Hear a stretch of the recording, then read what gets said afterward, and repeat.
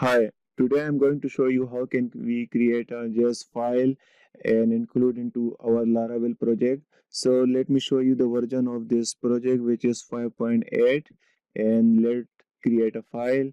In the public directory you can see JS file. So here we need to create a JS file. So let's create. Suppose we are going to create a file which name is main.js, and in the resources folder, we have blade.php. I'm going to remove all the div structure from here, and now let me add some text here like h2, and let me show you the view of this output of this file.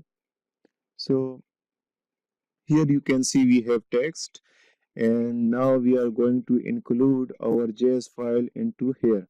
So before including the JS file, I also want to include the jQuery into our Laravel project, and here is the script which will include the jQuery main.js into our project. And now let me refresh it, and in the resources file you can see jQuery has been included.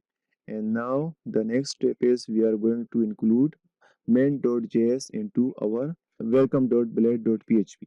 So again, script and source, and now we have a Laravel function which name is asset, and in the asset we need to pass a string, and first is folder, this JS is folder, and now we need to put the name of our file which is main.js.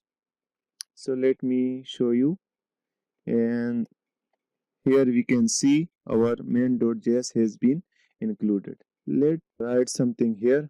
Suppose we already have jQuery, as you know. So jQuery function, this script mean is once all the document is rendered, this script will execute. So alert, and let this text jQuery has been included, or JS file, sorry. So let me check, and here you can see this alert box is coming from main.js file. So if this video is useful for you, then please like, subscribe, and share this video. Also subscribe my channel. Thank you so much for watching it.